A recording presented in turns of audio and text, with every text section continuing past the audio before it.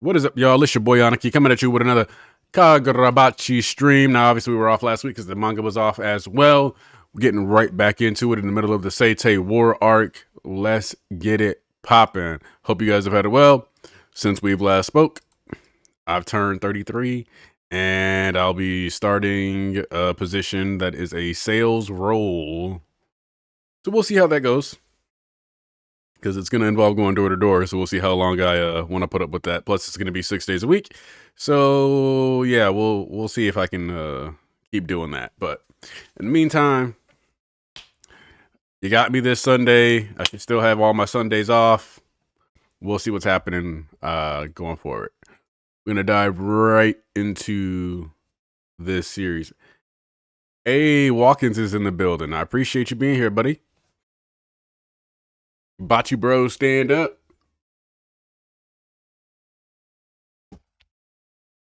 My boy Tiger Blast in the building. Actually, I don't know if you're a boy or not. I shouldn't have just said that. My apologies. I just think statistically I have mostly male viewers. Oh, looks like we get the Chiaki face reveal. Hold on, let me say this how the kids would say it. Ooh, she slayed. Face card on point. Yeah. Uh so see, we get her waking up. Looks like a bit of a sweaty sleep. I know what those are like. Feels bad, man. Uh Soga Clan Estate. It's urgent. She probably had a dream about Shikoku. Be on your best behavior. The Sorcery Bureau owes our existence to them. Oh, I know. The gift is passed down through the Soga clan. Okay, so we're about to get some lore drop here. The gift is passed down through the Soga clan once in every generation. It manifests in a legitimate female descendant. That's such an odd verbiage. A legitimate female descendant. Why do we say it like that? Like, is there a way to be like an illegitimate female descendant? Anyway, hailed as an incarnation of the goddess Izanami. Okay, we're starting to cook. We're starting to cook. Let's see. She predicts threats to the land of Japan. Okay. So yeah, she's largely a we got a she's going to be like their security system, their warning system, which likely means that she's going to have dreams that are open to interpretation. This is just going to be just off the cuff. Yeah, I'm on page 3 and they're probably going to explain it in like 4 pages. But off the cuff, I would say that her dreams are going to be somewhat subjective and open to interpretation. And I would say she's going to have a dream that leads to people assuming the people at the like that they go to war with are the problem, and in reality, the dream is trying to show her that her brother is going to be the problem because he's eventually going to cause massive chaos to Japan itself with his indiscriminate practices. That's where my mind takes this immediately. Um, that's just me. She foretells disasters such as earthquakes down to the precise date, hour, and location. The Datsensaki was discovered through one of her prophecies. For millennia, over countless generations, these prophets have alerted Japan to crisis and changes. Because of the power of the Soga clan, because of that, the power of the Soga clan is the sole dynasty of sorcerers that holds sway over the government's very core. Okay, so effectively, the Soga clan, and by extension, Chihiro, is more or less a form of high tier royalty that has seems to have fallen. Which this also explains why Akamura Soga is so self justified. If he has a borderline like royal lineage as far as the sorcery goes, their sway over the government, and like the legacy of power and influence they had over the country, their vision shaped the nation. As such, it makes not like I agree with him sense, but it logically tracks for his character to have such strong conviction and then believe he is justified in however he wants to carry it out. What up, Mello? What an intense atmosphere. Oh, and of course, Sheba says that his job is to serve as their liaisons. Quiet, sit. Let us begin. Not all the attendees are members of the Soga clan. This one is one of them ones I love to see. I can already tell because I was like, oh yeah, we're opening with crazy lore drops. So obviously we're about to cook. We're about to cook. Let me put something on from my daughter in the background real quick.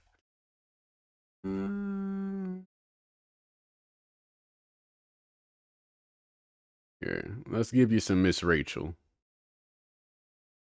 Boom. Friendship and social skills. Because since turning 3, you explode more. Oh. You want a magic movie? Okay, here. Since you asked for something specific, I'll give you a magic movie, baby. Let's see. Sorry about that. The prophecy rite is attended by representatives from sorcerer clans from throughout Japan. Here.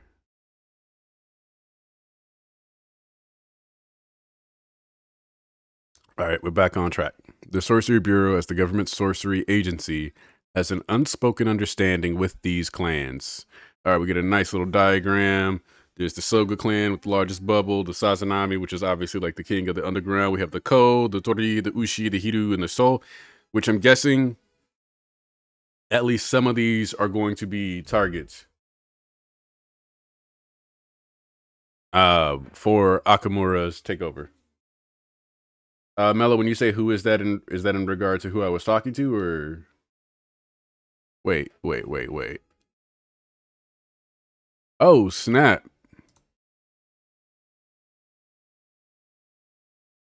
I'm over here focused on the bubbles, and you got Papa Rakazuchi here. The fact that he was, man.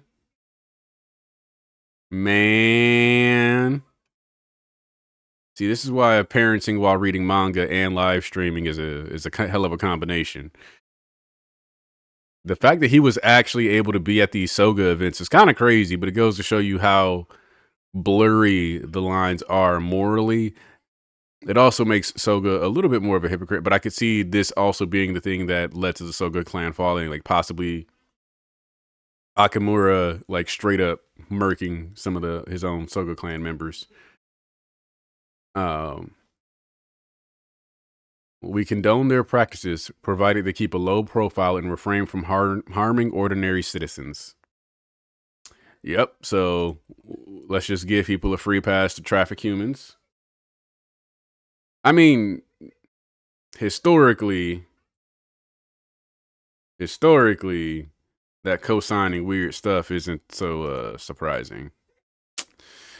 The prophecy rite is a ceremony that unites the government and the Soga clan, Japan's leading family of sorcerers. It demonstrates the strong bond between the government and the sorcery world and serves to maintain that tacit understanding. In other words, don't be stubborn.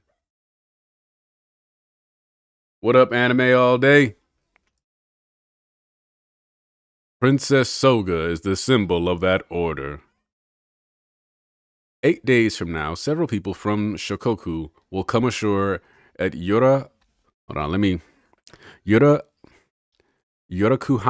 Beach. Actually, it might be Yurakuhama. Yurakuhama Beach. Yeah, that's probably better. Yurakuhama. I mean, the Sazanami are there. There's definitely some wicked work going on with these other clans. There's no way that they're just chilling.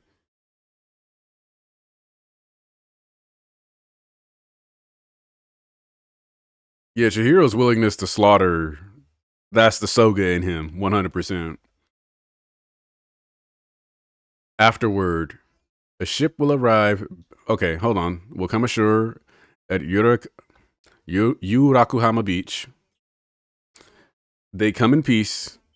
Afterward, a ship will arrive bearing the royal family. Oh. Okay. But this was before sorcery was known to the public. Yeah, this is the thing that makes it even weirder. So we understand. Thank you. Chiaki, you should rest now. Thank you, mother. Look at Mistress Chiaki. Until just the other day, she was a servant like us. She looks so legit now. Ah. She's from a lesser offshoot of the family. Normally, someone like her would never be crowned Princess Soga. The previous Princess Soga died at a young age before giving birth to a proper heir. And then 2 years ago, the gift of prophecy manifested unexpectedly in that girl. A bizarre twist of fate, and yet utterly amazing. In just 2 years, she and her brother have both achieved such illustrious heights. But it's too bad she can't see her friends anymore. She used to be such a lively child playing in the streets with the neighborhood boys. Ah, so there we go. There's the flashback to when she was hanging out with Kunishige. So it's more likely that Kunishige and her haven't actually gotten to see each other in like 2 years. And there's just been 2 years of yearning, which is something that people said they wanted to see more of. I saw somebody be upset that Kunishige wasn't yearning for her enough. Playing in the streets with the neighborhood boys. And then we get Soga's training with the blade. Did you go easy on me? Nope. Don't I need to get stronger to make the elite guard as soon as possible? The 5 top warriors of the Soga clan serve as the princess' personal bodyguards. Master Akemura, I've told you time and again. The only criteria you haven't met is the age limit. If it was just about fighting skill, you'd already be a commander. That's some real ferocity for a 16-year-old. Big sis, Akemura training again? Don't overdo it. But I gotta protect you. Don't overdo it. If you wreck your body, then what? Right. One more match? You're incorrigible. Yeah, so I mean, you could argue that the earthquake might have been the transference of power itself, but it's probably that she just predicted it. But power transference with calamity is a common trope. So nobody says you're unsuitable anymore. Chiaki and Akemura, I'm so proud of both of you. Mm-hmm. What's the matter? The prophecies come in fragmented images, but vivid ones. Unlike normal dreams that fade upon waking, they're crystal clear. But sometimes it can be hard to judge. Tell me, even if it's something small, it might be important to this country's future. In a clear vision I had, I saw Kunishige. I think Kunishige is in Tokyo, maybe.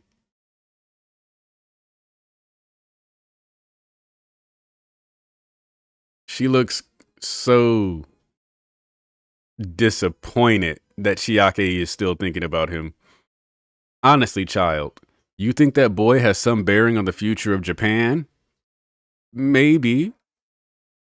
Yeah, she's got a future. Got a future on the... Anyway. Hey, what up, Cameron Bailey? If nobody got me, Cameron Bailey got me. Maybe. You never give up, do you? I thought we put an end to this after last year's incident. Last year's incident. That Kunishige boy and this girl were exchanging letters through a member of the Sorcery Bureau for an entire year. That's kind of how I hear her voice at this point now. Like, just the damn overbearing matron voice. Never satisfied, corrupted by your worldly desires to the detriment of your sacred gift. Forget that boy! And that uncouth loudmouth, I keep imploring the Sorcery Bureau to fire him. You're the Soga clan's esteemed princess. If you go on about consorting with some peon, imagine the disgrace. Your destiny is to marry a man from a well-born lineage and dedicate your life to this country and this family. It is a great honor. I know, and I'm sorry. You ain't sorry, Chiaki, and don't be. Also, Ultimate Wingman Sheba, teleporting letters. Hey, you think he was teleporting them letters at a speed it was like texting, or you think he was like, all right, write this out. I'm gonna deliver it 3 days from now. You get your shit back, or do you think he was like, yeah, I got my boy and my homegirl. As long as they ain't on the mission, I'm running back and forth. Ultimate passing notes in class tech. You sure? You just gonna give up? On what? You know exactly what. Chiaki, of course. Want me to take her another letter? They'll never notice just one. Or I could take you there in person like a surprise reunion. Dude, you'd get fired for real.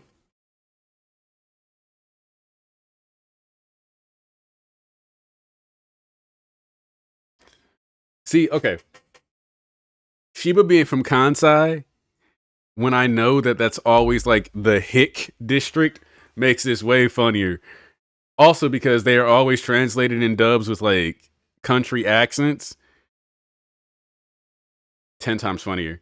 Um, so the idea of this country guy being like, want me to take her another letter? Or I could take you there in person? Like a surprise reunion, baby. Yeah! Kills me. And in regard to her saying, "Oh, blah blah blah," like you're a disgrace, you'll disgrace us. Da, da, da, this is 100% fear that she'll have to go back to the low status, even though because of who Chiaki is. See, this is the problem, right? This is why bitch niggas should never have power. Let me explain. This mom is a bitch nigga. You see, a bitch nigga is a gender neutral existence. Simply, you combine bitch niggadry with an entity, and you have a bitch nigga. Now, a bitch nigga is cowardly and often will not utilize power correctly. Here, in this case, this is a woman who has been elevated in status and could use her chance to change the system so that even if she were to fall from grace, it would not be so bad for her. However, because she is a bitch nigga, she feels the need to justify, corroborate, and assimilate to this system. This allows for her to feel better and look down on others while not actually being a decent human being, and proving she is undeserving of the status she has been granted through the success of her daughter, which obviously the part where it's the success of her daughter already proves that she does not need to be elevated in status, but that is aside from the point. Due to the associative success and riding of coattails of her daughter, the bitch nigga cannot think clearly and create solutions that have long lasting impact. By changing the entire hierarchical structure, she could ensure that herself and the people she would originally cared about could permanently succeed. Instead, as a bitch nigga does, she caves into the systemic cultural norms and does nothing to make things better. In turn, this leaves Chiaki, who is currently only seemingly 18 years old, to bear the responsibility of the entire cultural system, of which she did not voluntarily partake, but was simply thrust upon her, making her the opposite of a bitch nigga, but still a victim. And that, my friends, is bitch nigga 101 in this story. Now, man, I can't stand a bitch nigga in a story, dog. Now, now, dude, you get fired for real. Nah, it's better this way. I don't want to get her in trouble. A guy like me should just live for the sword.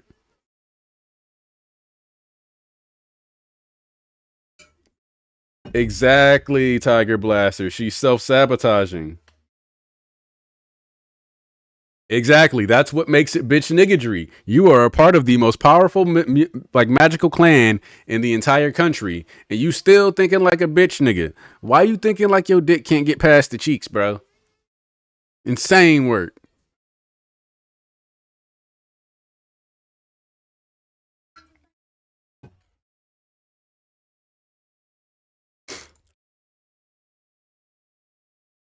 So, how about that food? I'm about to drop dead.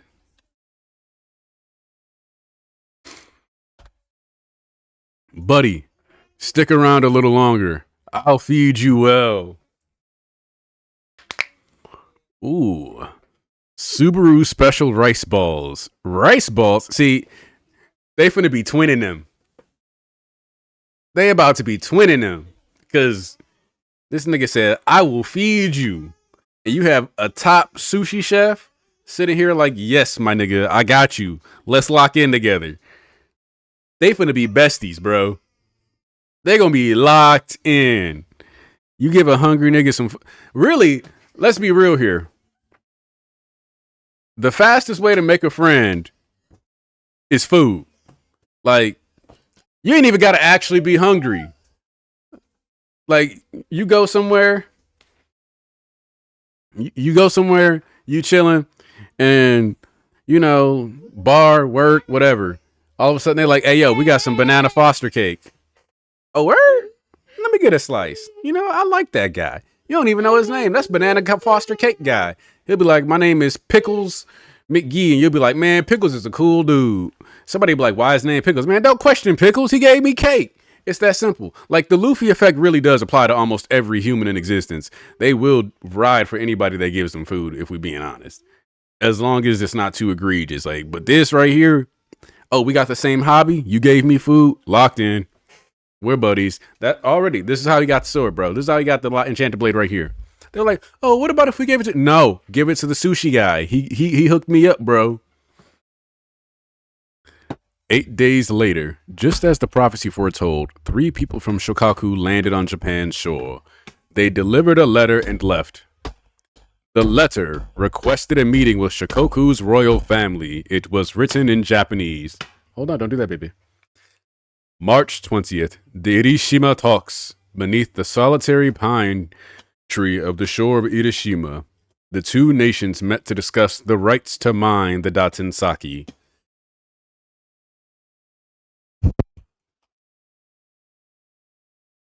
Man, listen. What you doing, little baby? Man, listen.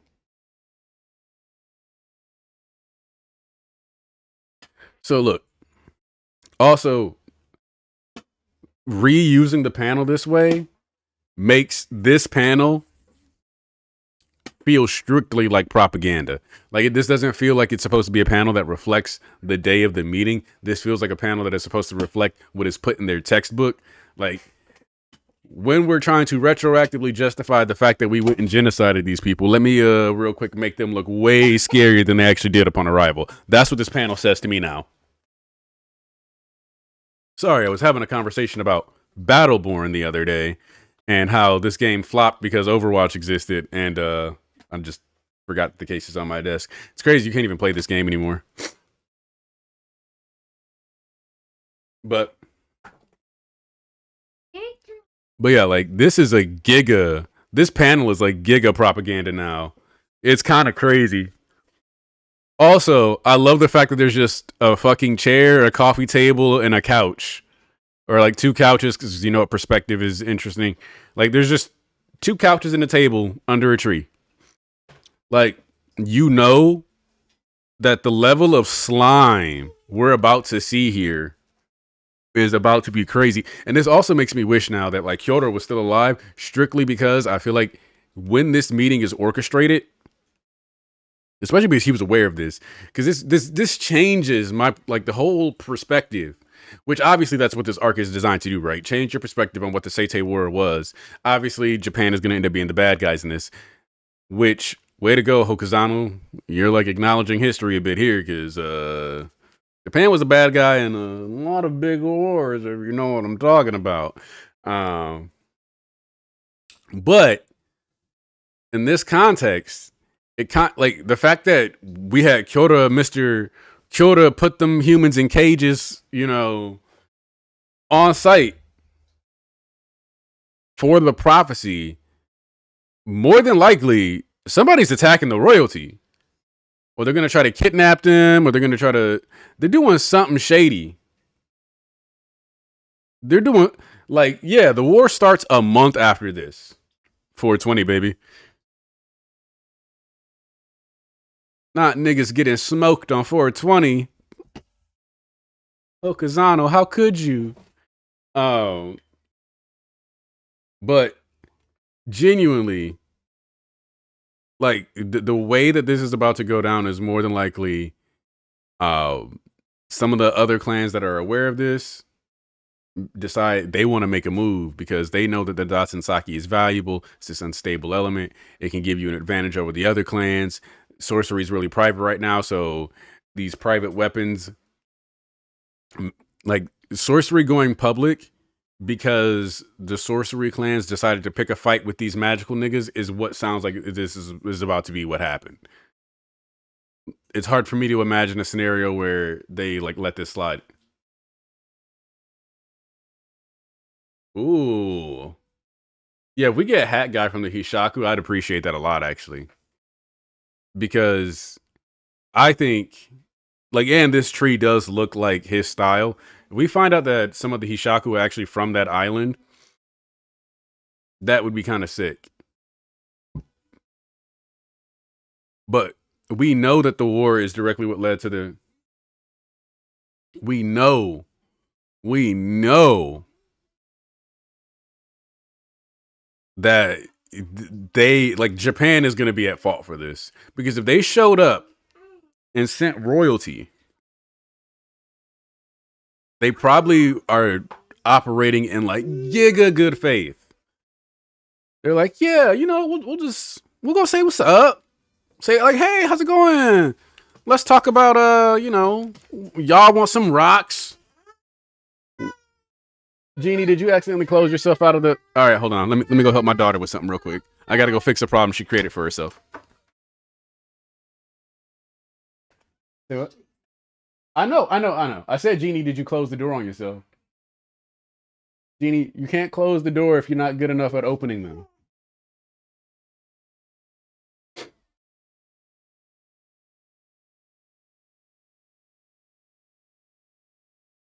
I don't think that theory is crazy at all, Mello.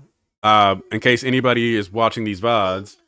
Also, another crazy theory: the previous daughter was killed in a coup by the other clans to strip them of their relevance. They killed her before she could have children. They didn't expect the prophecy gift to awaken in a lowborn girl. I think that's how that went down. You could tell me that somebody else within the Soga clan killed her, and I would believe you. Like you could tell me right now that Kyora Sazanami orchestrated a hit on the original Princess Soga as a means to get more power, and I would believe you because the Sazanami clan was one of the most powerful clans, arguably the most powerful clan, considering the scale of operation that they were running, even in modern times.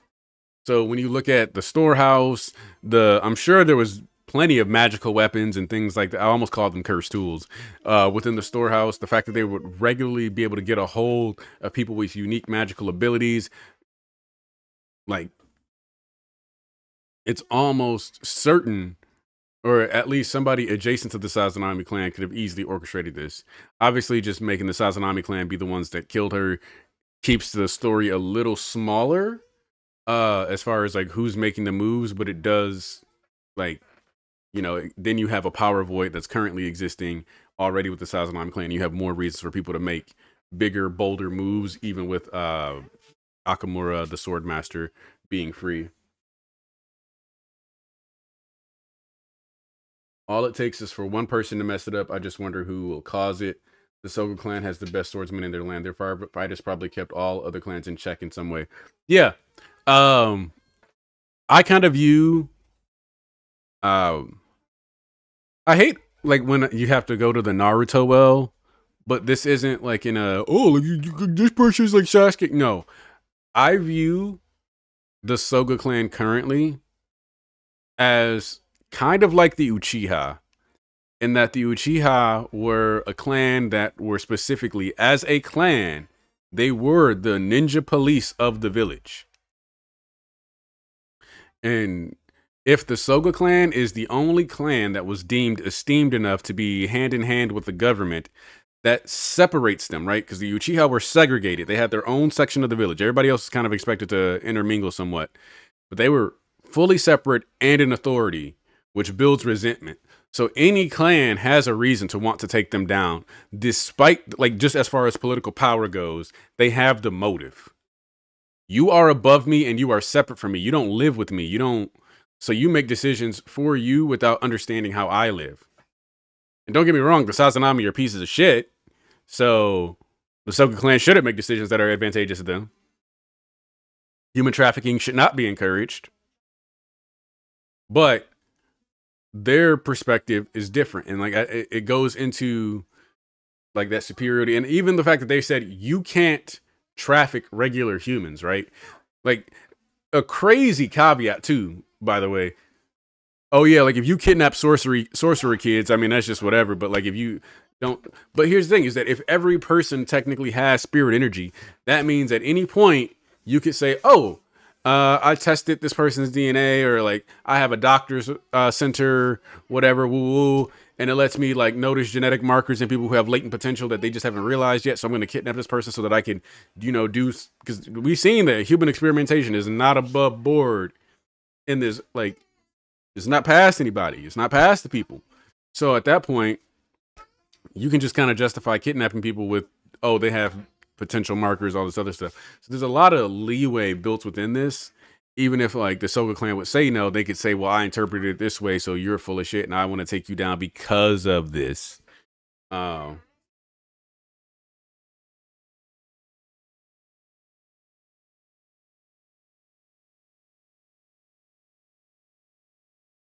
yeah, like without question, Akamura. So this is the thing, right? Is that as we move forward in time, when this arc is over, or if we get interspersed cuts with present time events and this war arc, I want updates on the clans and how Akamura interacts with them, because I could also see um not necessarily not for the better, but Chihiro having to navigate the weird position of Soga and I are on the same side in regards to this clan gotta go and stop doing what they do, but also I gotta stop Soga and this enchanted blade. And so they both are like the enemy of his enemy, but morality is going to be in dealing with some of these sorcery clans actually on the side of Soga. That's what makes Soga an interesting villain for Chihiro, is that there are going to be times where he is fundamentally correct, even with his extreme views on like wiping some of these people out. He is going to be correct. Some of these niggas do just gotta go. Because none of us have ever questioned the morality of Kyoto Sazanami getting put on a t-shirt. In fact, the only moral part we questioned is whether or not he deserved to be on the t-shirt. Like, we don't care he's in the ground. We care that you made a t-shirt for him.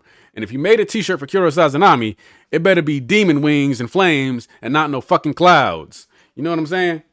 So, like, that man is another King Vaughn, as they like to say.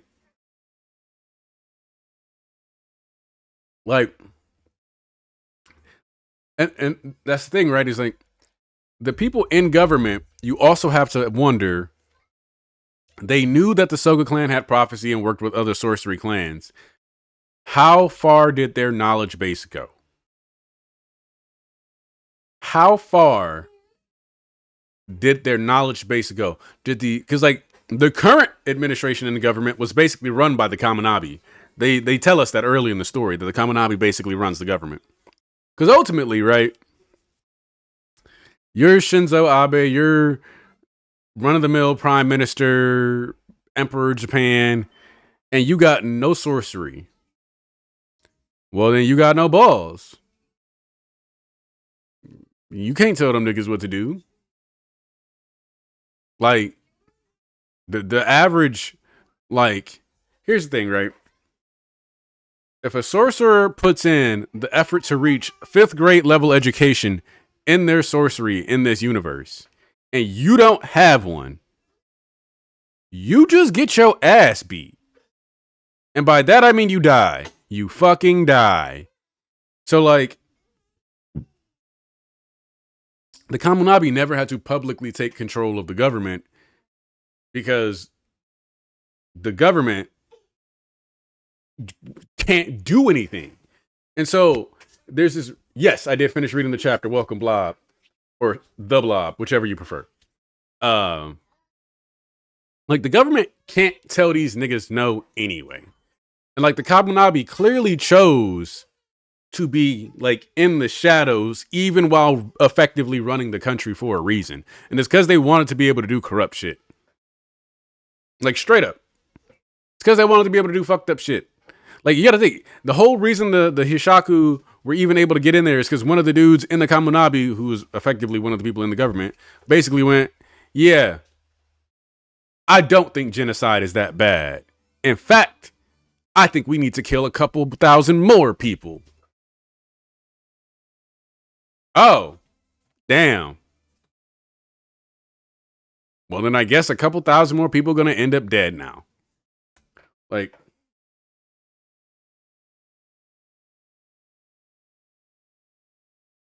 yeah. See, okay. So for Hatshaku Islander, I think, man, I don't want to listen to Post Malone. Get that shit out of here. Um, yeah. See, the fact that so I think there's one of two possibilities. Either Hatshaku is an Islander, or he's the guy who is secretly gonna have caused this whole war. Because if you tell, like, if that dude just pops out of this pine tree and snakes the royal family, and that leads to the whole war, and he never tells Yura, I like that because the Hishaku is a bunch of egoists, a bunch of self-serving people, right? It's similar to the League of Villains in that it's a bunch of people who have a similar goal in the destabilization of a nation, but they do not communicate everything about themselves to each other or what their motives are. Like in the case of My Hero, it would be Dabi, but in this case, it would be Hatshaku, the guy who reminds us of the pine tree. Uh, yeah, like Akimura may also be manipulated. In fact, I think when we see how earnest he is as a child, genuinely, it would not shock me to find out that he is a pawn. And like the thing with Yura, and the reason why I bring up this thing with Hatshaku now, is because Yura being willing to let his body be encroached upon shows you that he's also willing to just be a tool. And so Yura, by the willingness of giving up his body, is not fit to be the final villain because he's willing to surrender autonomy. He is not self-serving enough, even if his ambition seems selfish or his vengeance motivation is there. Similarly, Akimura Soga, who is evil and like ontologically evil and has these massive genocide things, he is a lawful evil type. Yeah, because Yura mentions like, oh, there's a prophecy, da da da da. This is actually one of my favorite flashbacks I've read in probably years, if I'm being honest. Like this, so far, it's shaping up to be a really good flashback sequence. I'm really enjoying this. Like as far as the pacing of it is good. Every chapter, every chapter feels like it's dropping at least three important dynamics on us, right? So, or exploring at least three important dynamics. The dynamic here, like we get a lot of contextualization to Chiaki and Kunishiga Rokuhira's relationship. And the cool part about this is we're getting this context without them even being on screen together. And that's good writing right there. Like when you can like flesh this out and say like these characters are separate, here's why they're separate. Yeah, I did used to do MHA every Sunday. I don't feel like feel like I've seen your Avi, but of course it's a popular meme. I don't remember if I saw like your name specifically. But welcome back. We feed the Bocce Bros now. I mean, I also do shorts occasionally, so you'll probably get some shorts on My Hero and some other stuff later because there's some stuff I want to talk about. But yeah, and that's okay. Let's talk about this slow pace real quick because Claire is bothering me. But while it's like slower, I think it's important, and a lot of flashback arcs don't do this, to go slow. Because a lot of times, you know, it I'm not gonna say everybody is doing this, but sometimes people don't seem to trust their audience to handle time away from the main character. And that is true for some series. But like for example, if you're a One Piece reader, you got the God Valley flashback, and we got like 7, 8 chapters out of that, which is like basically a volume's worth of flashback. But a lot of stories are scared to move more than a volume, and the pace that this flashback is going, I cannot imagine it being condensed to a single volume at this point. And that's a good thing. Give us the history of this world here.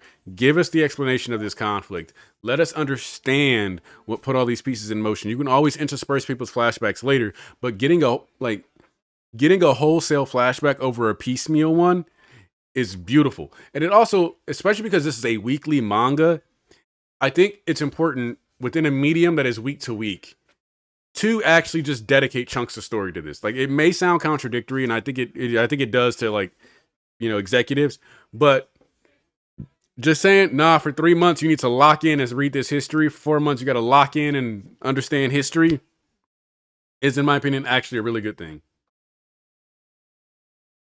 Um,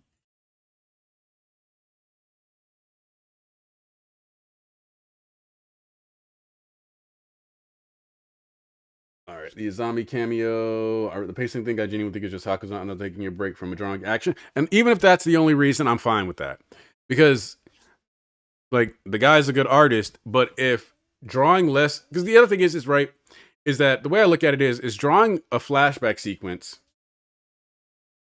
especially one where we're doing heavy lore drops, means he gets to kind of work ahead. Like not fully work ahead, but if there's less intense, less big projects, and he has assistants that are also working with him, then he can kind of start to get ahead. So then when it's time to actually do the action sequences, he's got a little breathing room, right?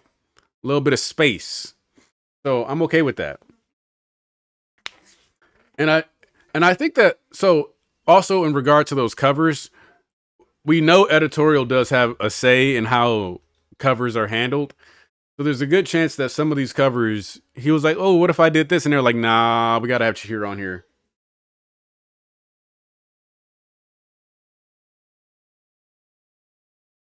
Let's see.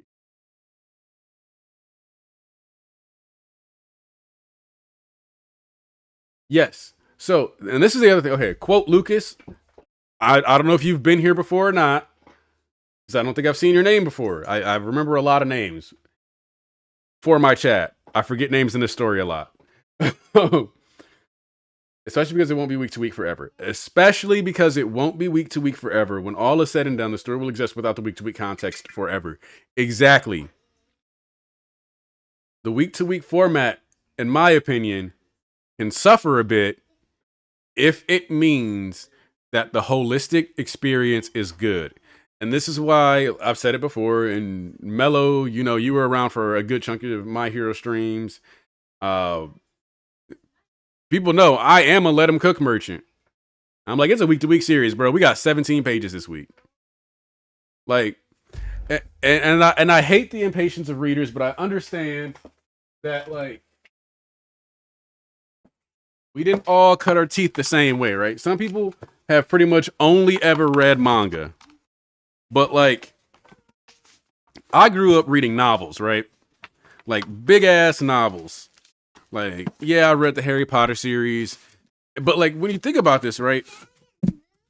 So this book came out, I want to say in like 2005, right? Maybe 2005. Let me see if I can find the original published date, just because I want to put this into context, right? Like, yep, 2005. I was right on the money. So this book came out in 2005. This one, so in 2005, I was in 7th grade, I want to say. What's up, little baby?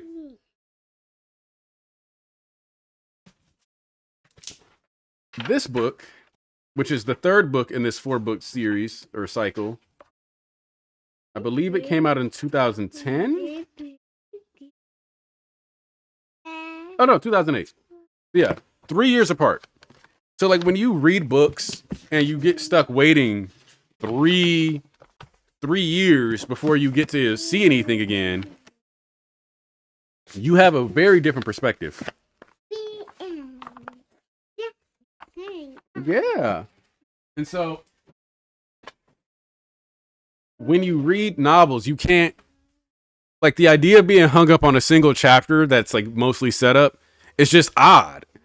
And so, like me, I'm like, yeah, give me this history dump. You can give me a whole section of a book that's a history dump. That'll be like 200 pages.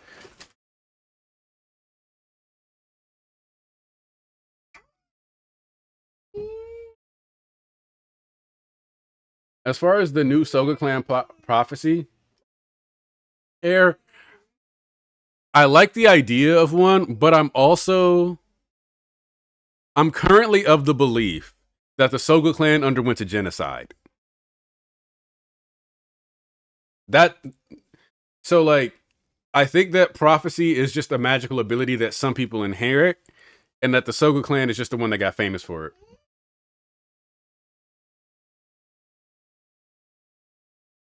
Just because I don't think it makes sense for only one clan to have prophecy. Obviously, that's how it could be done in this story. It's just it's rare when an ability is like that locked in, especially when it comes to foresight. Some people just have weaker prophecies.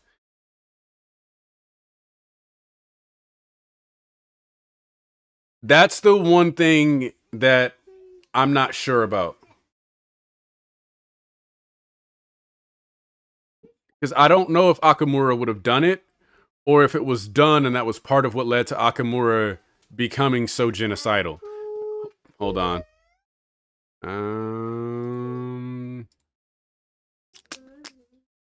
Let me real quick. Let me. It's because I got a little baby trying to hang out in the background without no clothes. Genie, gotta go put some clothes on. Or watch your movie.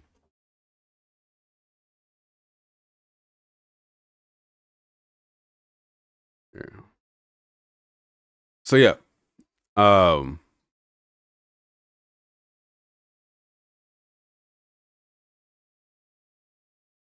that's true. You know what? That is true actually. You do have the inherited storehouse, so you could argue that each clan having a specific skill um, is something that you can just inherit. But at least with the storehouse, we had a conscious way to pass that on. So I guess it is possible that it just kind of bounces around. What's interesting about that, though, is that I do wonder why no other clan or no other person besides Hakuri developed the storehouse.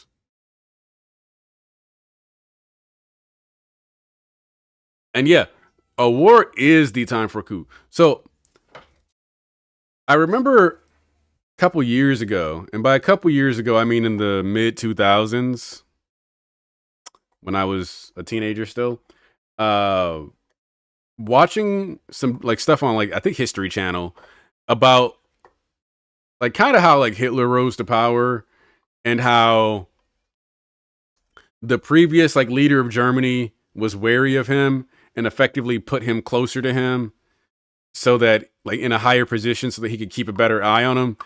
But due to some shenanigans, he died, and that's how Hitler ended up being in charge. And I think about how like also people who were close to Hitler were trying to kill him.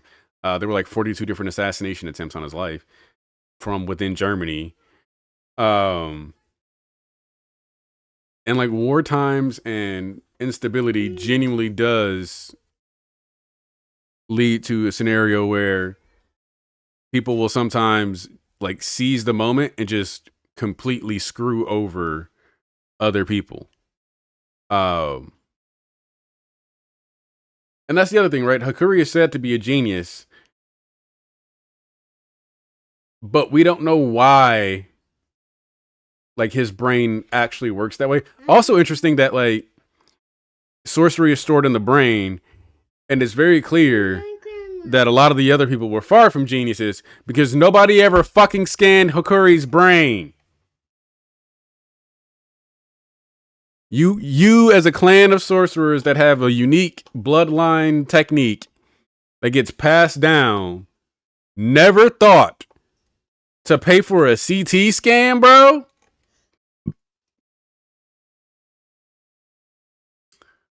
I hope that's explained more. Like, genuinely, I hope there's some expounding on how that worked out. How did we just never ever do a CT scan? Is that something that only the Kamunabi has? Because we know that they have like an extensive library. So maybe, they say like, oh, the equivalent of like half the library was in the Sazanami clan. But that's the thing, right? Is that magic is weird. Magic is weird. Like sorcery is weird. Why would you just like ever just assume? Like that's my biggest issue with this.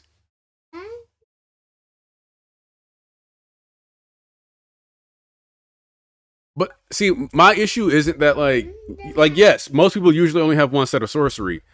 My issue is that like for example, okay,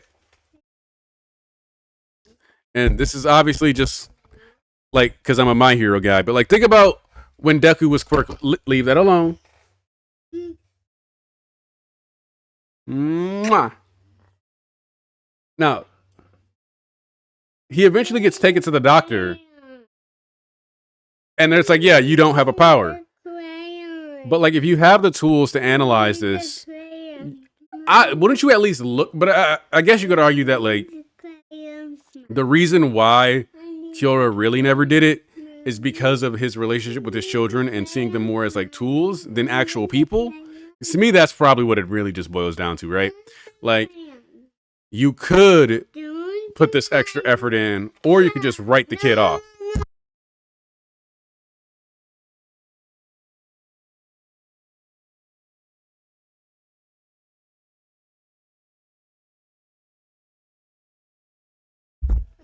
What'd you say, baby? You want the camera? Actually, I gotta cut your nails. They're getting kind of long. Go get the nail clipper, baby.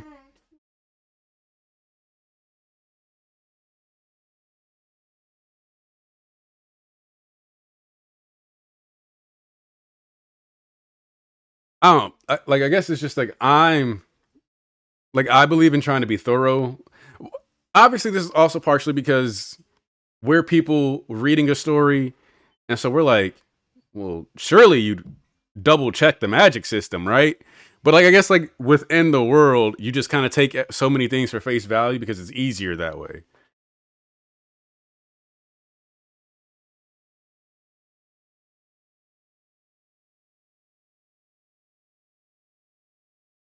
Yeah, I just like I said, and I'm realizing like there's a part of me that's definitely metagaming because you know we know if you're from a whole clan of sorcerers and everybody's got magical ability, you probably have something weird or special about you. But in universe, if you completely grown up in that, you probably just go, I'm not spending time on this person I think has already failed. I'm not like you probably just see it as a sunk cost. And like not in the fallacious way where you just like go, no, I gotta keep trying and finding ways, but in a way where you're like, yeah, that shit's probably just cooked. I'm done. Which is unfortunate because it was definitely his downfall. But I also think that part of what like makes Sakuri different is his personality. Because even when he was doing all the shit that they wanted him to do, as far as like handling the merch as merch, blah blah blah, he wasn't happy about it. But yeah, you know what? And I'll say that that's what makes characters like Sakuna kind of fun. Um, Along with characters like Hisoka from Hunter x Hunter, they they don't metagame obviously because they're in the story, but they very clearly embrace the power system as a power system, and they try to like finagle whatever they can out of that system. Like they don't just go like, ah, yeah, this is it. This is how it goes.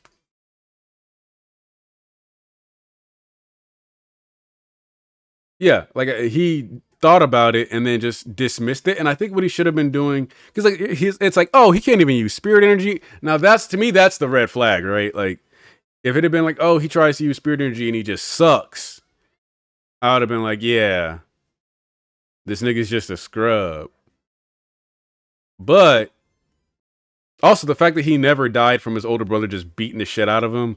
I don't know. There's like a couple things that, and again, like it's hard to separate how you would think inverse versus out of verse. There's certain things that I feel like just should have been like some kind of red flag. Like, man, you do a lot of messed up. And then like also the thing with the objects disappearing all the time. I think that was the big one. Like anything that he got tortured with vanished.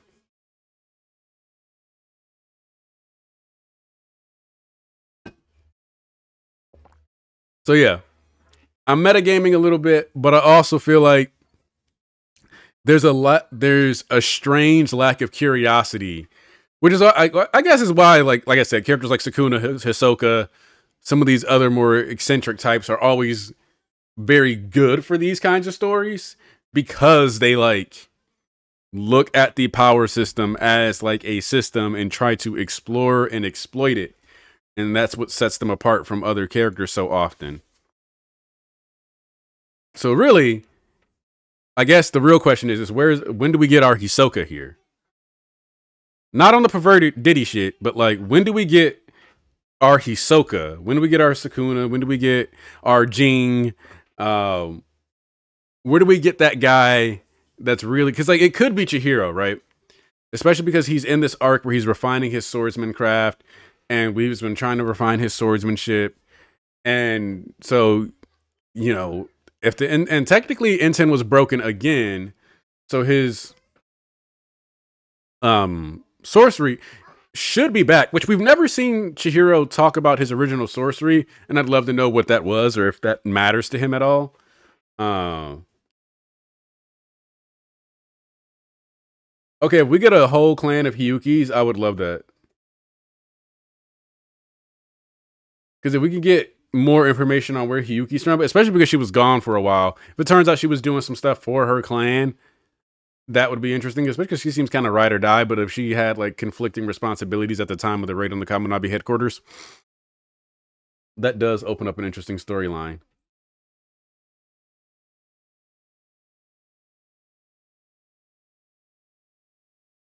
You know what? Yeah, the EI White Purity creator might be. You know, yeah, Hirohiko. If we get some more time with him, I mean, he got washed and he lost his enchanted blade, so that's unfortunate. But we might get something with him in the future.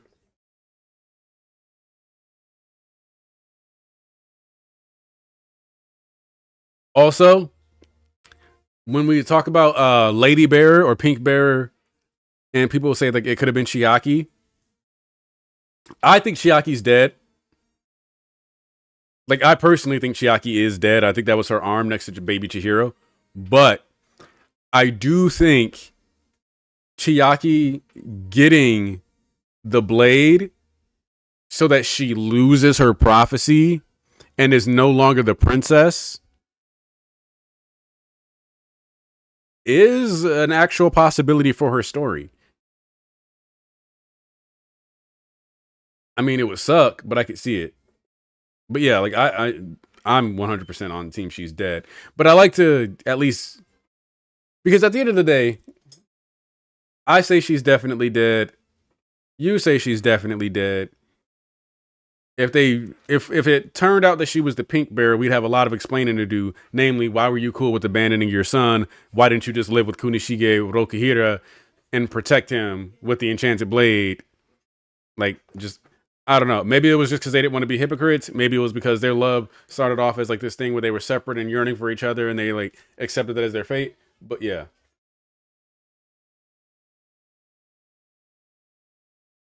that'd be an interesting angle because it would make the flowers that he blooms be like the flowers for his sister, like flowers of mourning.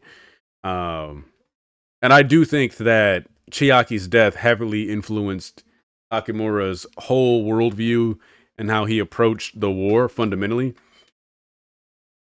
So it would make sense to me, especially because to a certain degree, the the Magatsumi is like the blade of life when you think about it. Like it absorbs life, it's about taking life in. But if you look at it from a different angle, Chiaki was no longer getting to live. She was just kind of surviving and doing what she had to do as her job as the princess of the Soga clan.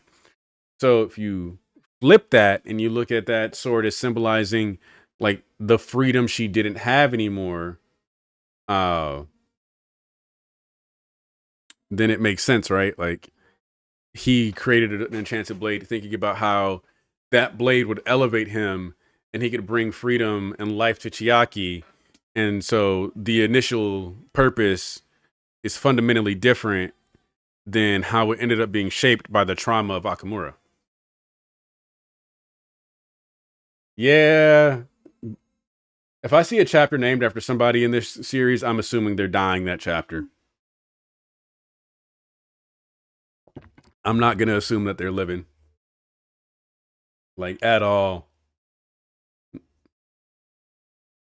But yeah. Um, but yeah. I think so. And since we're kind of sticking on brand or on target, next chapter, we're going to get either some of or possibly dedicate the whole chapter to the Irishima talks. I think we could get, actually, I take that back because we could skip to the Irishima talks. I think it might be like the last couple pages are the talks themselves. The next chapter can be like the week leading up to these talks and different discussions or different political opinions about how to approach this conversation. And then we're going to also have to spend a little time on Nigiri Boy and Kunishige bonding, Subaru. I think we do get a little bit more of Chiaki next chapter. I don't think Akamura is necessarily as important, but I do think we have to spend some time on Kunishige, a little bit of time on like, oh, 100%. Like, but I think in that meeting leading up to the talks, I think somebody's going to propose some fuck shit, get shot down, and then you're going to get one of those from somebody else in the room that, like, because Chiaki made it a point to tell us they came in peace. So whatever sets off the war is either the representative they sent or a third party. And if it's a third party, even if that third party is somebody who was supposed to be an ally, it's still more or less a third party intervention. So, Giri Natsuki and Mr. Inazuma survived their named chapters. Ah, that's true. That is true.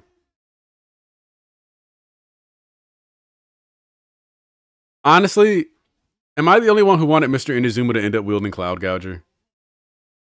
Like, I know that's insane, but I don't know, something about. I was like, oh, if we got a flash forward, that kid could end up wielding Cloud Gouger.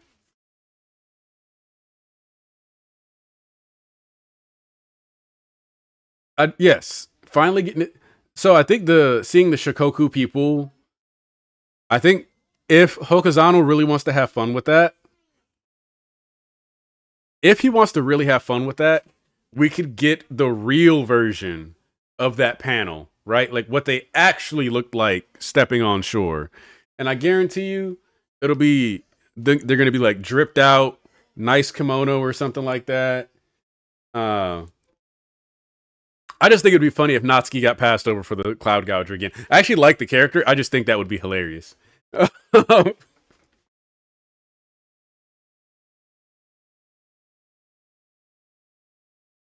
Also, the duality of man right there.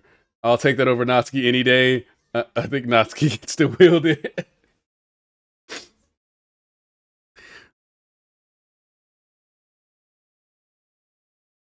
Yeah, like I genuinely think we get the like some of the most normal looking, like in American terms, you get a guy that like walks up and he's like, "That's Bob, Bob from the island."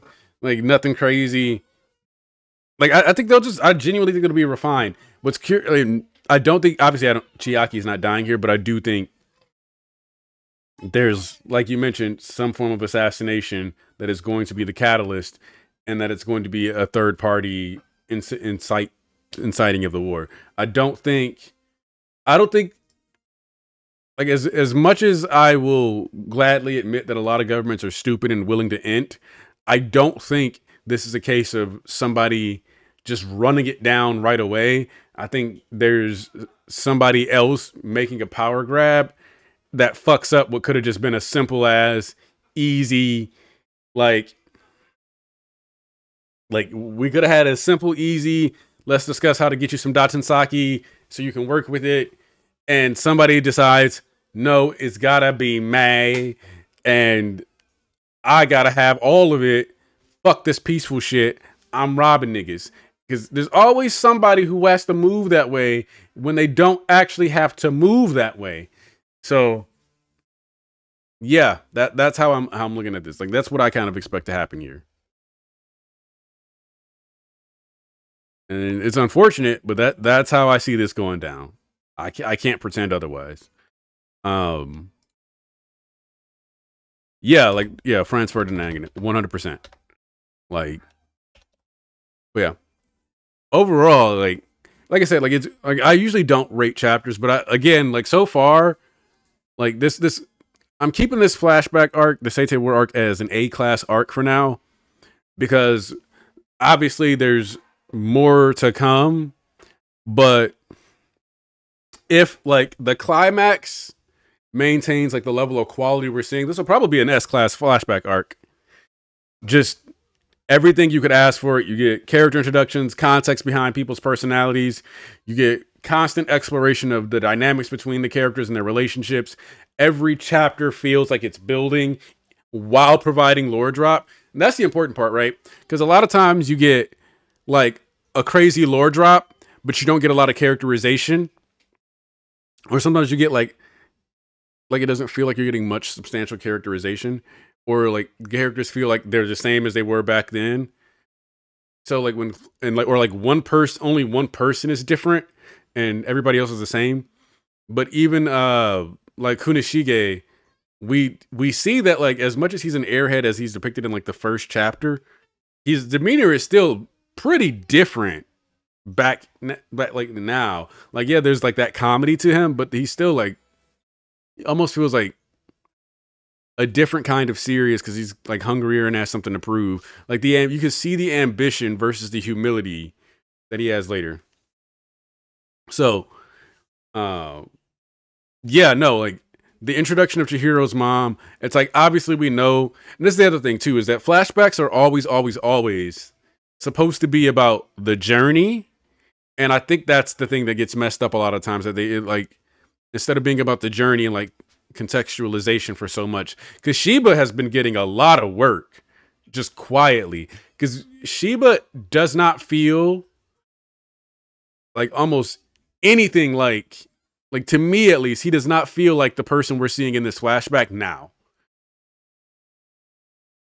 Like he's the person who has grown and changed the most over these past 20 years, in my opinion at least. So just constantly building up on this context, constantly exploring these characters, and still providing us lore drops with this is how like the clans was intersecting with the actual government. This is how this power works. This is the cultural like divide. This is the building of the political relationships and the tension as it was developing. That as we're getting into the war, understanding that there was about a month gap now lets you know that there was some very reactionary decision making that led to this conflict. So we know that it wasn't just something simple, which means that we know that these peace talks have to be terrible. But the question becomes, how terrible? And is it third party? Is it a betrayal directly? Like, there's just so much going on. And even the fact that, like, also the confirmation that, like, as you mentioned, Azami being there since Kunishige and Shiba were kids, because that also makes it make a lot more sense. Like obviously, like we knew Shiba and Azami were friends, but this way better contextualizes him finding out the Enten exist and then kind of being like, well, anyway. So yeah, just stay on track, Kokazano. You are killing it, man. But yeah, um,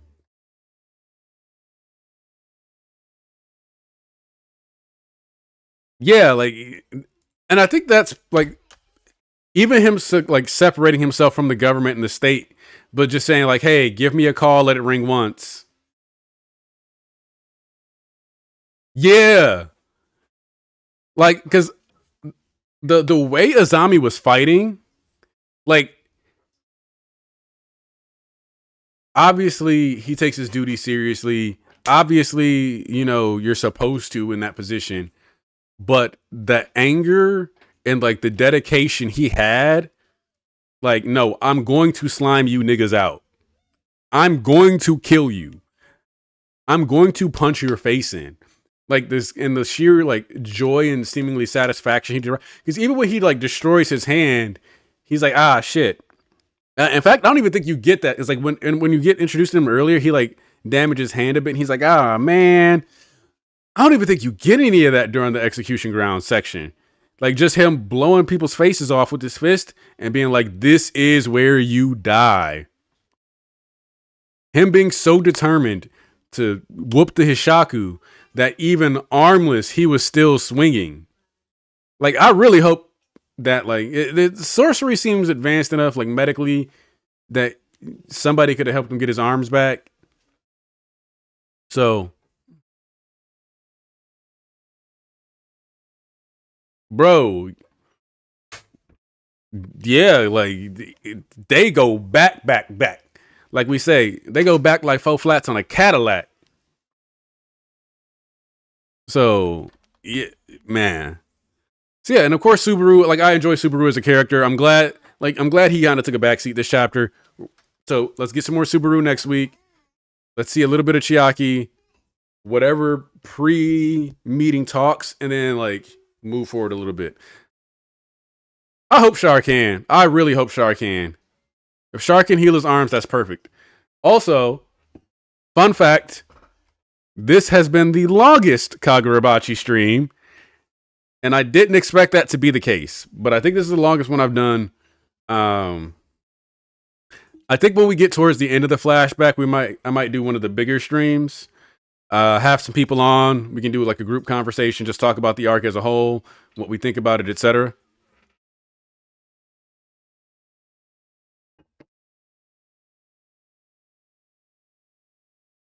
The politics and the enchanted blade forging is like the meat of the lore. Well, along with the war, I guess, because like I don't care. It's you're right, because like as like we're discussing, like how do we get here? How do we get to the war? That's like we're very focused on that because we know that the war is just a standard ass battle, and then the enchanted nukes show up and everything starts dying. But getting us invested in the characters themselves, and wanting to have that be like the centerpiece is how you know that you're actually writing compelling characters. And I love the fact that when this series started, and I've said it before, but I'm going to say it again. When this series started, people did not take it seriously. People thought it was going to be a meme. People really did think it was just going to be a classic cliche revenge story. And instead, we're getting like genuine political setup and actually like constantly expanding world, a power system that's pretty loose, but it's still clear that people have like defined rules. And so yeah, like just Hokuzano has done so much with like to the extent that it feels like what he did was one of what Donald Glover did with the show Atlanta, where he Trojan horsed um the company by like making them think it was just going to be a show about some rappers, and then it was actually like an absurdist fucking like horror comedy exploration of like trauma and all kinds of other shit. Like Hokuzano, it feels like he was like, yeah, we're gonna write a story about swordsmen, and everybody was like, oh yeah, yeah, yeah, we like that. And he was like, and the main character is gonna want revenge, and people were like, yeah, okay. And then he was like, all right, bro, now that we're here, let's really get to the story. Let's really dive into what I want to fucking talk about. So, great work, Hokuzano. I appreciate the actual genuine craftsmanship within this story. Man, they were packing the dots in Saki. Like, if you think about it, them being at a stalemate makes sense. You just learned how to use this shit. We live with this shit. Oh yeah, that's the other thing too, is that like a lot of manga have ended. There's a lot of like a part of it. I think is just that when we were younger, we weren't keeping track of how many series that like, or especially like stateside, right? Like if you're in the states, you're getting like the Weekly Shonen Jump magazine, and almost every series that you were reading in Weekly Shonen Jump at the time, even the physical copy of Weekly Shonen Jump, wasn't even the same thing or the same magazine that they were doing in Japan, because you would get like a couple chapters combined, all kinds of other stuff. Like it was a thicker magazine. But like for example, One Punch Man is not a Shonen Jump manga, but when the states was still printing Weekly Shonen Jumps, or it wasn't even Weekly Shonen Jump, they were monthly Shonen Jumps. One Punch Man was in those Shonen Jump runs, so like what you actually got wasn't even the same magazine. So we were getting kind of like a very curated magazine on our side. So it's like now we have access to like the real magazine, and we're seeing everything that's coming out, but we're also seeing multiple series start, fascinate us, and just die. Like I'm still sad that Mama Yu Yu had like a crazy good like first two volume start, and then just turned into a like a cliche harem manga, and just that was it. And it's like, damn, you were cooking and then you burnt the kitchen down, bro. So yeah, like Phantom Seer, great art. I feel like it was just not special enough for the time period it was in, because it was at the peak of like K and Y and JJK is when that series came out. I genuinely think if Phantom Seer came out like 2 years earlier or like 3 years later, it probably would have been fine. Um, Kagedame, I liked that one too. Um, Another story I think about that was, I can tell that Jump knew it was good, but it just didn't have an audience, was Hell Warden Higuma. Um, Especially because they gave that one an extra chapter like 6 months later after they canceled it. Trying to think what else. I was actually a fan of Zip Man. I thought that one had a lot of potential. Neolation was a series that came out since I started reading Weekly Shonen Jump, like actually weekly, that I was a fan of. I think it came out like a week after or before Chainsaw Man. There was that MMA series that came out that I was actually a big fan of. I read like the first like 10 chapters of Shadow Eliminators. But yeah. Oh, shit, what was that one series? The series where they went to the Galapagos. I actually enjoyed that one. I thought that one was fascinating. Um, but yeah, we've had a lot of we've had a lot of, and I do think it sucks that being in the wrong field can get you canceled in Jump. Straight up. Like if you decide to write an Exorcist series in modern Shonen Jump, you are severely handicapping yourself. Like you're fighting an uphill battle, because they're gonna want you to be as successful as K and Y, as JJK, even though both series didn't really take off as much. Like JJK a little more than K and Y, but K and Y didn't really explode like that until the anime came out. And so like the anime has had a lot of like impact on how these series perform. And some of these series just aren't given enough time to like really flesh out their ideas. And that's the part that sucks. Dear Anemone, that was one of the ones that I liked that ended up going away. Let's see. Right now I'm just like, oh, Earthchild, that was one that I really liked that got scrapped. Let's see. You know, I would have kept reading Guardian of the Witch, even though I wasn't that impressed by it. I still would have kept reading it. I thought it was an interesting thing. K and Y had like a stable, like a stable fandom and stable reading. Genuinely though, like as I was reading it, I was like, oh, this is cool. Like K and Y, so I kid you not, after episode 19 of K and Y, like K and Y was a series that sold a couple million.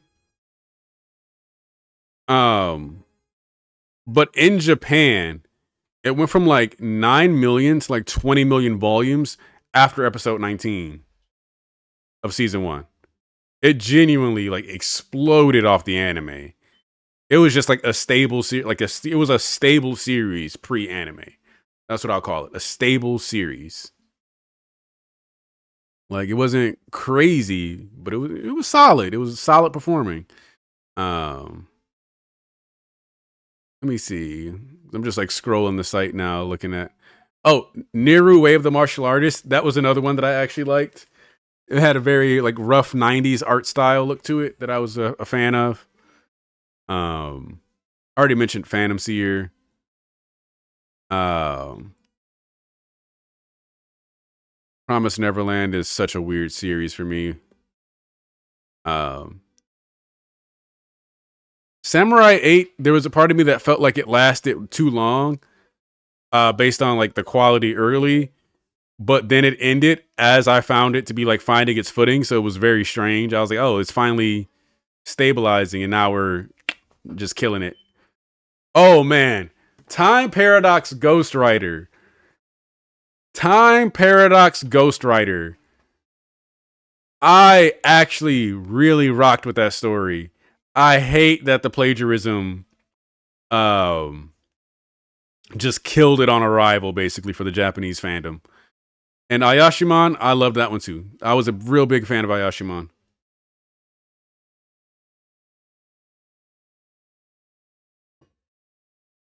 So, after seeing the Horse Girl anime, if that studio does for that fight what they were doing for these horse races, yes, it will have its Demon Slayer episode 19 effect. Like without question. If they can do like that, yeah, it's gonna blow up. Also, I think I saw something that said Black Torch has an anime out now, which is crazy.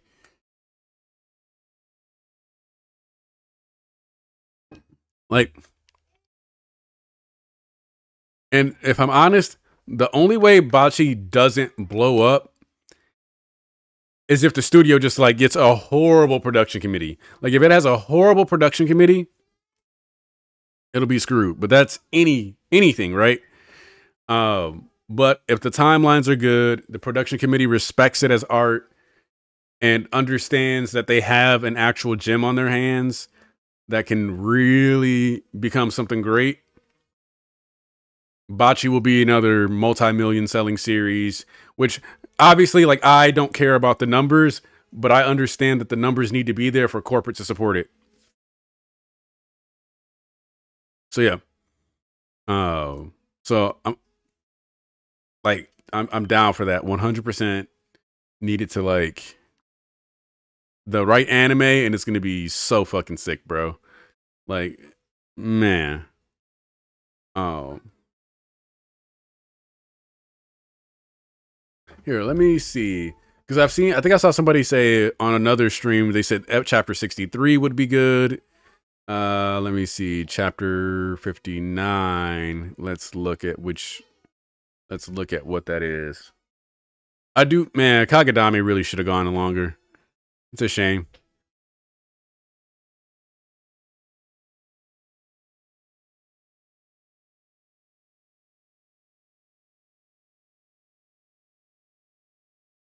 Oh, actually, chapter 59 would be a great end of season 1. You got the owl over everything. Yeah.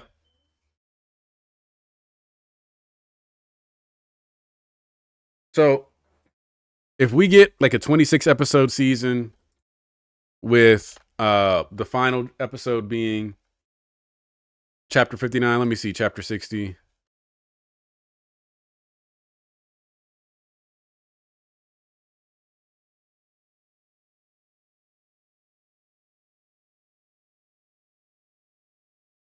So I'm fine with it ending on chapter 59 or 60.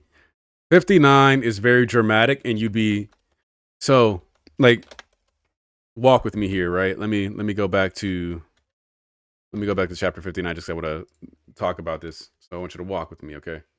I know you guys can't see the chapter. That's because I got to avoid these young copyright strikes. Okay. So if you go with the end of chapter, if you go with chapter 59, right? The final episode is Chihiro cut up, him being like, this is the problem, Shiba saving him, them basically being like, yeah, Uruha's dead. You got Owl over the city, right? And like, as the, like, you got people, like, you got to think, right? People who are watching this and who have never read the anime, they're going to be sitting there shitting bricks. Like, wait, what the fuck? The kid just got killed. There's a house. The owl is over everything. Blah, blah, blah, blah. And they're like, oh, yeah. Like, you have these guys plotting about how their freedom's going to be messed up. And then, yeah, owl. You're so cute, little baby.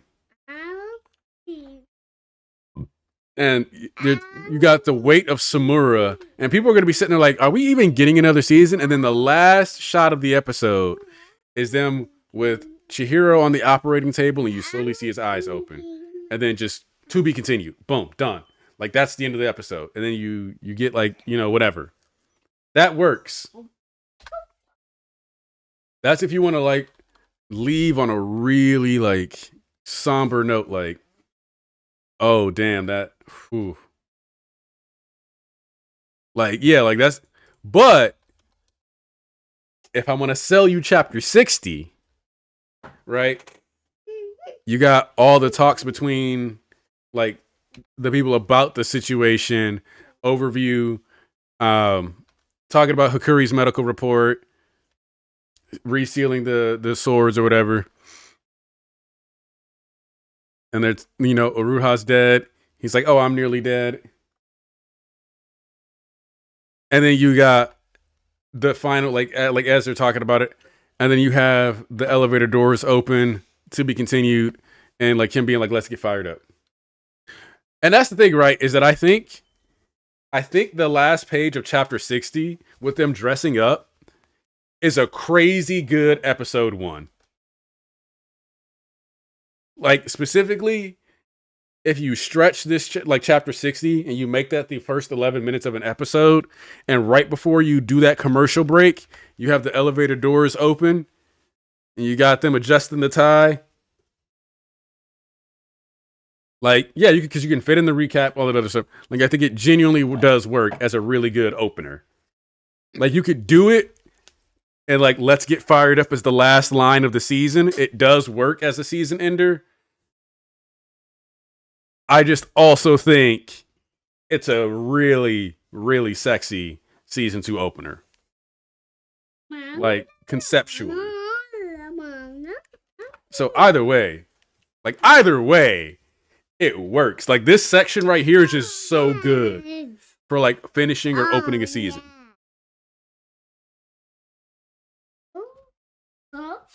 Man, look, I don't want. So on one hand, I like the fact that the anime industry has found a way to make money because people aren't buying Blu-rays like they used to. So I understand that that's where the movie craze is really coming from. On the other hand, dog, I really do just want my anime to be a consistent show. Say P-U. P-U. Yeah, that's my Adora girl. So yeah, like, you got options here. That's the other thing about this series too, right? Is like, there's a lot of aura farming in this series. Because like, especially because when you say to be continued, you fade to black, and then you just real quick have the owl eyes open on the screen, and then boom, you're done. Right? Like the owl symbol, like, even, and then for like the next, like, season 2, boo, boom, you have that, like, you have a black screen and you open with the owl eyes. Like, the owl eyes too, like, they just work as a hype tool. Like, owl isn't even that important of an ability as far as like the combat or anything like that, but as far as imagery goes, great. Samura's like, bro, hang it in the Louvre. And so yeah, I genuinely prefer to keep my anime just like a straightforward thing. I'm not exactly jumping up to have a bunch of movies. Like I understand they need money though, so like it's a tough. Like my personal belief and hope, like my strategy would be we keep the anime as its own thing, but like on the tree, owls on the tree instead of in the sky. Okay, baby. Themes and such is my favorite slander bit that I'm like, I don't care. It's right. Like, that's the one that you point 1,000 swords at me and I'm like, themes and such. 100%. Like, I support themes and such every time. But yeah. All right. We're at 90 minutes. Oh, yes. Like, I think I sent that picture to some of my friends who haven't read Kagurabachi as a sales pitch. Like, hey, you guys really should get into the bocce world, bro. You should get on this bocce wave. And it's like, damn, that's somebody's phone wallpaper right there. And I'm like, exactly, bro. It's a wallpaper level thing here. Like, let's get to it. But yeah, I gotta go get some dress shoes. Maybe. I don't know, can you wear it?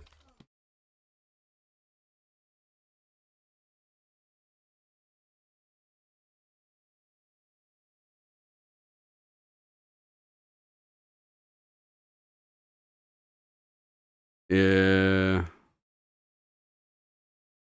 yeah. All right. But yeah, I gotta go get some more. I gotta go. I need another suit jacket because my suit jacket is gone, but or torn. So I need a new jacket. So I gotta go do some boring shopping. Yay, adulting. Uh, Wardrobe update for work. I will be here. Bro, Tarnish and Giona need to quit playing. Also, if you haven't liked the stream, like the stream. Engagement is good for the channel. Um, in a perfect world, I would do more streams and stuff, but you know, I don't make money on YouTube currently, so I gotta go get a job or work. So yeah, like the stream. If you haven't subscribed, subscribe. Come back. I'll be back here. Love you guys. Appreciate you. Love this fucking series. Let's talk about it again next Sunday.